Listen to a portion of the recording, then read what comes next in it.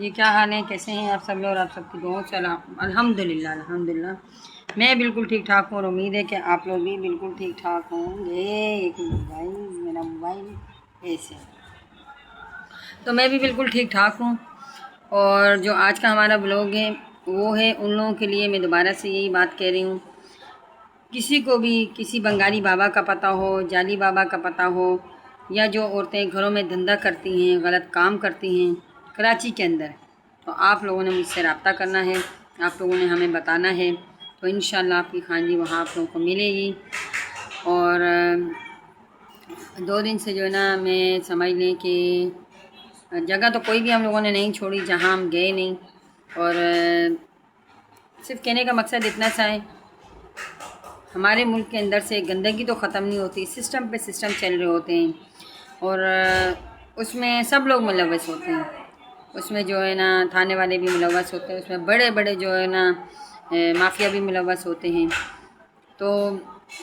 اگر کوشش بھی کریں کہ یہ گندگی ختم ہو، پر یہ گندگی ختم تو ہو ہی نہیں سکتی نا، یہ شروع سے سسٹم میں یہ گندگی چلتی ہوئی آ رہی ہے، تو یہ کیسے ختم ہوگی؟ یہ تو کبھی ختم ہو ہی نہیں سکتی نا، کیونکہ ہمارے ملک کے اندر اگر سسٹم صحیح چل رہا ہو نا تو سب صحیح ہے، اگر سسٹم ہی صحیح نہ ہو تو سب فضول ہے۔ پھر ہم چاہ کر بھی جو ہے نا وہ سسٹم ختم کر سکتے ہیں، نہ ہی ہم لوگ جو ہے نا کچھ اور کر سکتے ہیں۔ چھاپا مار کے اٹھا کر اگر لے کر بھی جاتے ہیں، فائر کرتی ہے، بیلوں پہ چھو جاتے ہیں، ٹھیک ہے، لیکن کہنے کا مقصد صرف اتنا سا ہے کہ آپ لوگ خود اپنے ہاتھ پاؤں کاٹ رہے ہوتے ہو۔ کل تھانے میں ایک بچہ، چھوٹی سی عمر کا بچہ آیا، اس نے زیادتی کی، کس کے ساتھ؟ اپنے بھائی کے ساتھ۔ تو میں کہتی ہوں ایسے کوئی کہیں آپ کو لوگ نظر آئیں، اس طرح کی حرکتیں کرتے ہوئے نظر آئیں، ان کو زندہ جلا دیا جانا چاہیے۔ ان کے لیے اگر قانون یہ کہتا ہے کہ خیر معاف کر دیا جائے، جس انسان کو اس چیز کی پہچان نہیں ہے کہ یہ میرا بھائی ہے، میرا خون ہے، یہ میری بہن ہے، یہ میرا خون ہے، جس انسان وہ ہوتے ہیں جانور لوگ، جنگلی جاہل لوگ ہوتے ہیں، جن کو یہ نہیں پتہ ہوتا کہ ہم کیا کر رہے ہیں۔ باہر کہیں منہ مارو تو یار سمجھ آتی ہے، اپنے گھروں کے اندر تم لوگ اپنے آپ کو مسلمان کہلاتے ہو، تم لوگ تو کافر کہلانے کے بھی لائق نہیں ہو۔ باقی اللہ کی لاٹھی بڑی بے آواز ہے، آپ نے دیکھا ہوگا جو لوگ کل تک عروج پہ تھے، آج وہ اسی جگہ انہی جگہوں پہ بیٹھے ہوئے گٹر سے منہ نکال کے کھا رہے ہوتے ہیں۔ ان کی اوقات یہی ہوتی ہے، اللہ پاک ایسوں کی رسی ڈھیلی چھوڑ دیتا ہے، اور جب وہ رسی کھینچتا ہے نا اپنی، بندہ منہ کے بل گرتا ہے۔ یہ لوگوں کو، یہ بہت کم لوگوں کو یہ بات سمجھ آتی ہے، بہت کم لوگوں کو، کیونکہ وہ لوگ یہ سمجھتے ہیں کہ شاید جو ہے نا ہم لوگ بہت بڑے تیس مار خانے ہیں، ہم نے بہت بڑا تیر مار دیا۔ کچھ بھی نہیں کیا،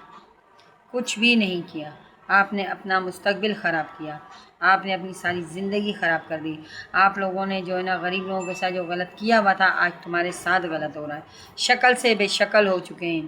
وہی بھیک مانگ کے کھاتے ہیں، وہی نوکریوں پہ جاتے ہیں، وہی حرکتیں کرتے ہیں۔ کہنے کا صرف مقصد اتنا ہے،